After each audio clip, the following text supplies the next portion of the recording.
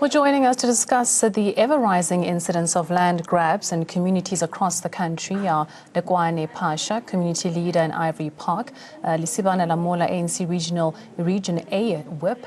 By phone, we will be joined shortly by Thapelo Mohapi, the General Secretary of Abahlali Basemjondolo, and via Skype we're joined by Themba Chauke of the Landless People's Movement of South Africa. Good evening to you, gentlemen, and thank you very much for joining us.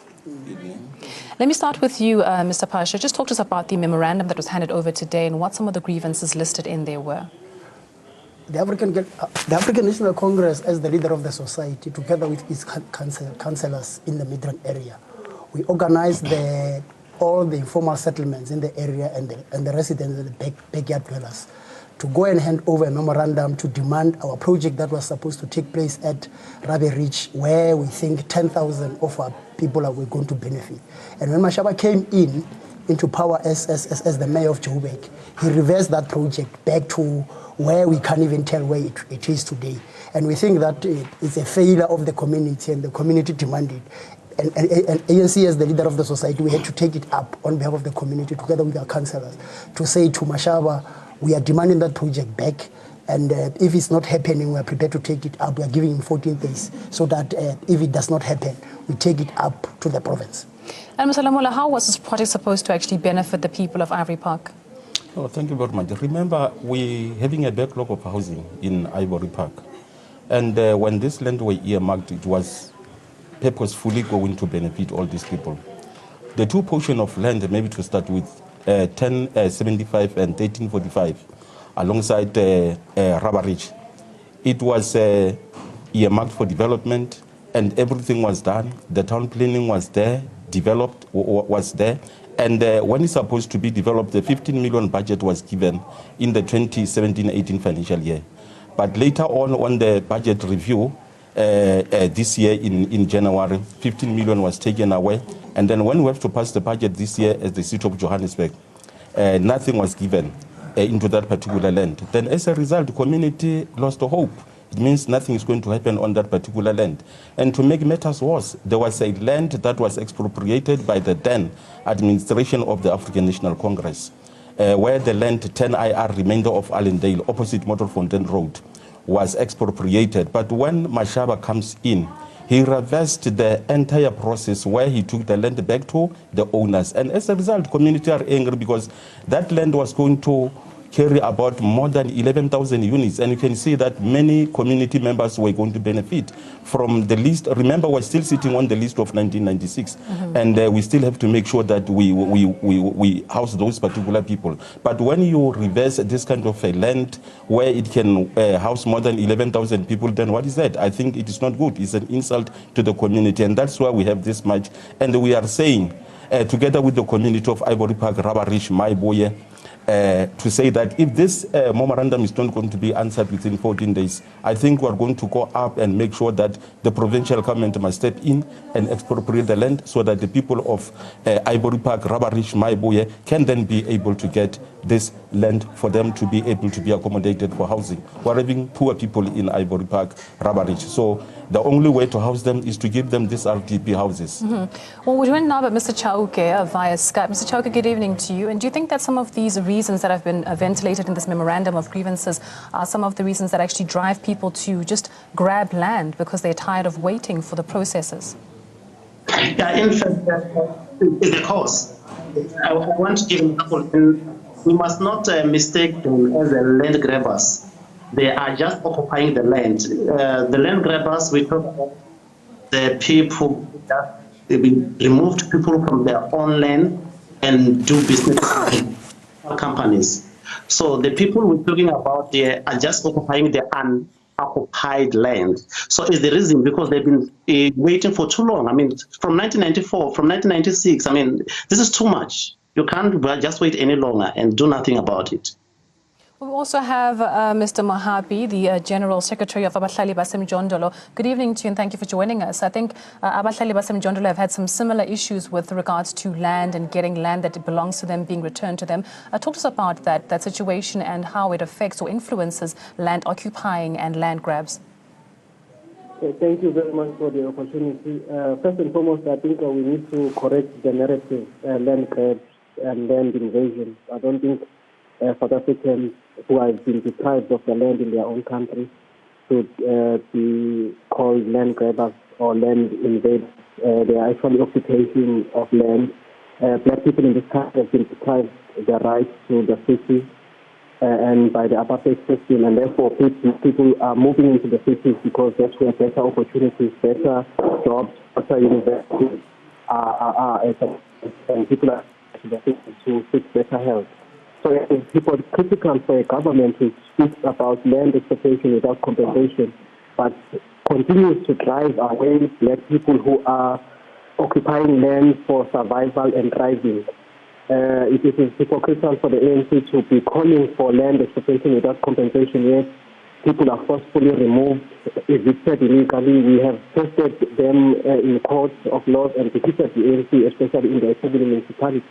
Now people are actually occupying land in the cities because the ruling party in its 24 years in power has failed to address the issue of land, especially the black marginalized people who have been deprived of the right to access land and further deprived the right to access the cities in this country by the apartheid regime.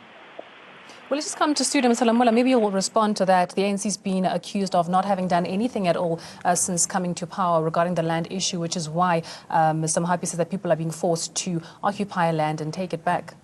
Remember, from 1994, when the ANC comes in as government, they have the plans, they have the land restitution. I think there are many people who got the land that was taken away from them. But the fact that the system itself is too slowly, no one can deny that.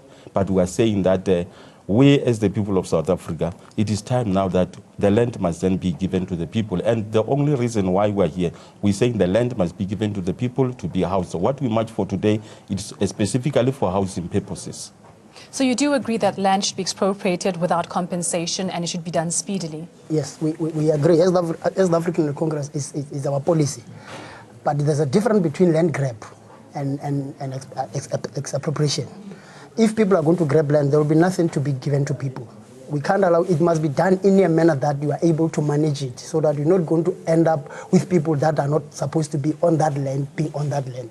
Therefore, it must be audited, it should be managed in a manner that is going to benefit the real people, the people that's supposed to benefit. We agree that it's supposed to be given to the people.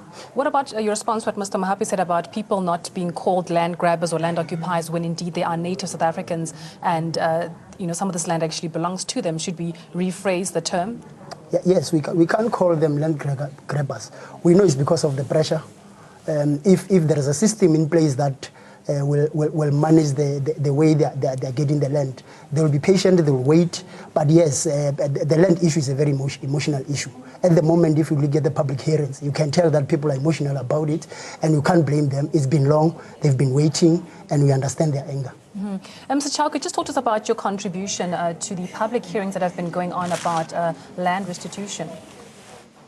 Yeah, we have got our positions when it comes to land restitution. You see, in South Africa, the land restitution program failed. The willing buyer, willing seller failed. Now is the time that the land be given into people and in a speed manner. So land expropriation without compensation is going to achieve that, and I believe that people, if they see the opportunity and something comes up, they must just grab the opportunity and just have the land for them.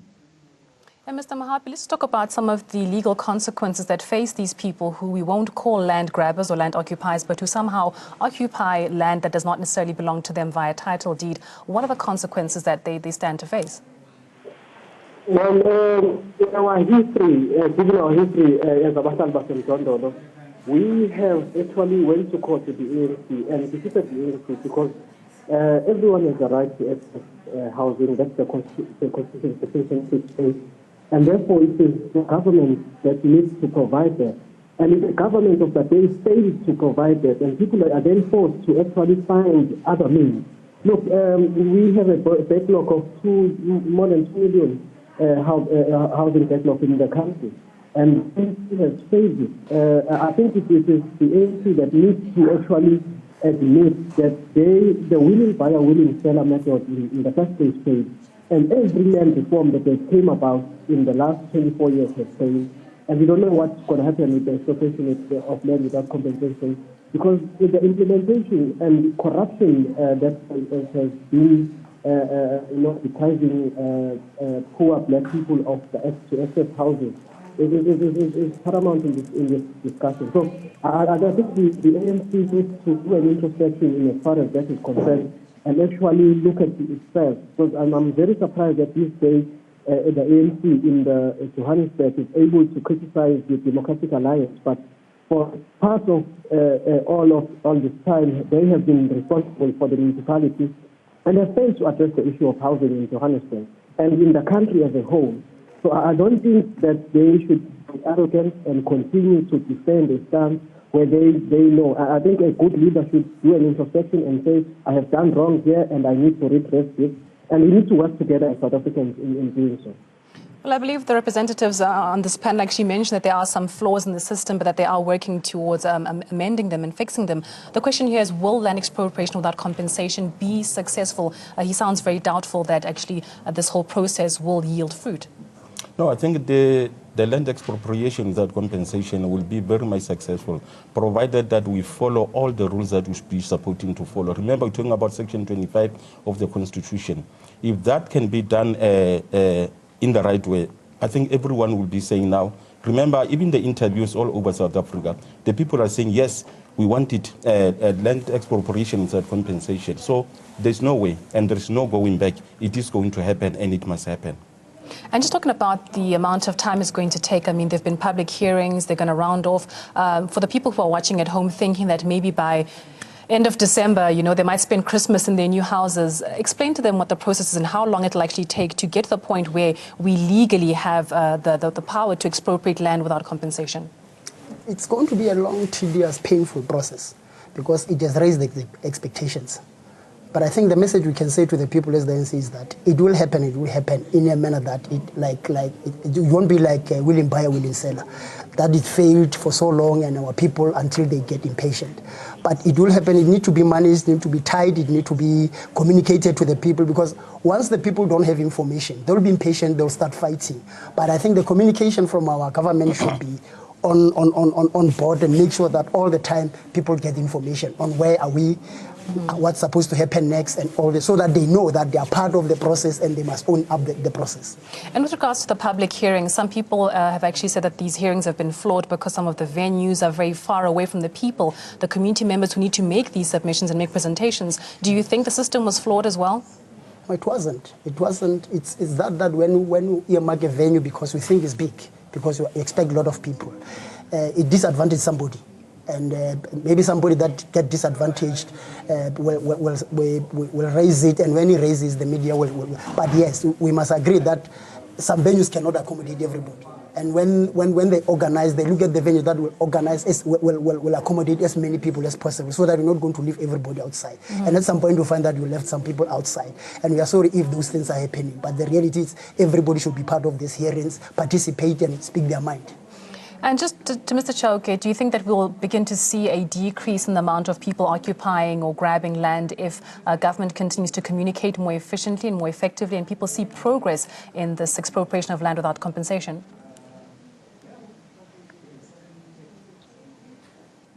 No. I don't know whether you can repeat if it was... Well, I was just asking if you think we can see an end to land grabs and land occupation if the government continues to communicate to the citizens of the country and they can see that there is progress with expropriation of land without compensation. Yeah, and again, I would like... We are not talking about... We're talking about people occupying the EU. We're not going to see the best of the government in a while. People have been waiting for long. The thing that we need, I think the government should work less on settling. Something that we should find. Mr. Chauke, I do have to interject there. We seem to be having some technical difficulties getting your audio and feed through to the viewers clearly. We do apologize for that. Mr. Mahapi, do you see a brighter future? Can we see an end to people having to move into land that is not theirs by title deed? Well, we don't really have much hope in the so-called land expropriation without compensation. And I think it's the only way that people can move when democratically organized grassroots movements occupy the unoccupied land for the benefits of thriving and survival. And that's the only way that people in this country will, because we have seen the failure of the ANC to actually address the issue of land in the past 24 years. And we have no hope in the expropriation of land without compensation. Everything starts well. I think the public hearings and the way they went about it is excellent, is good. But we know that everything starts well within this government. And when it comes to the implementation part, it does not happen. But I think it's good that the motion was raised and that the Section 25 will be amended, and so that the social obligation whenever people are occupying land is taken into consideration, that people must occupy land not for profit but for the benefit of the youth. Land is not for commodity. Land should not be sold and bought. Land should be used for people to thrive and survival in it. And the people who are occupying land in the cities are doing exactly that to survive. So it is hypocritical for a democratic government to actually evict those people, forcefully remove them, like the apartheid regime has done. And I think the ANC-led government has copied the apartheid regime very well when it comes to that regard, to actually evict and forcefully remove people who are occupying land for survival. Well, just coming back to studio, Mr. Lamola, do you think that we can see an end or at least a reduction in land grabs? Obviously, I think there's nothing that cannot come to an end. The land itself, when the Section 25 can be fully amended, obviously we'll be able to overcome that. But again, we cannot deny the fact that people are looking for the land and they've been impatient, and we are saying the expropriation of land without compensation must then be able to speed up so that our community can be rest assured that the land belongs to them and they're going to be given the land. But at the same time, we need to make sure that when we do all these things, there must be an order where there will be no disorder, where everyone will take the land all over the places. At the end of the day, the very same government will be having this burden to say that we need water, we need electricity. So everything must be in the very same chain, that when the budget is available, must be available for everything that has been planned. Remember, if you do things without plan, even if when you have the budget, obviously those areas where you did not plan for them, obviously the budget might not be available and it can take long for them to be available. But the fact that our people need land, that one, we are there with them and people must get land, but in the right way, in the right procedures. The Section 25 must also be speeded up so that people can be able to get the land. And that's all what we want. Mr. Pasha, closing comments. We want to thank the councillors of the ANC for coming up when we said their people are impatient, they want to march, they want to deliver the memorandum. We also want to thank our communities around Midrand for coming up when ANC says to them, we are here as the leader of the society, let's go and deliver the memorandum, and this memorandum represents them, and they came very well. Thank you very much to our esteemed panelists. That's where we leave it for today. The conversation does continue, so you can follow us on Twitter. Our handle is @AfroWorldView. From myself and the Primetime team, but do stay tuned for Harold Balama with the business up next.